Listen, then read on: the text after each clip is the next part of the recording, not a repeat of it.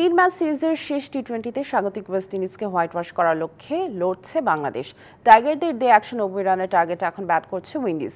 শেষ খবরে তাদের সংগ্রহ 5 উইকেটে 49 রান। আগের দুই ম্যাচে 150 ও 130-এরও কম টার্গেটে নেমে হারা ওয়েস্ট ইন্ডিজ আজ পড়েছে আরও বড় বিপদে। 190 রানের টার্গেটে নেমে 7 রানেই গেছে স্বাগতিকদের 2 উইকেট। ব্র্যান্ডন কিং তাসকিনের বলে মেরেছেন ডাক, 6 করা জাস্টিনকে ফিরিয়েছেন মাহেদী। এর আগে কিংস্টাউনে টস জিতে ব্যাটিং বেছে নেয় বাংলাদেশ।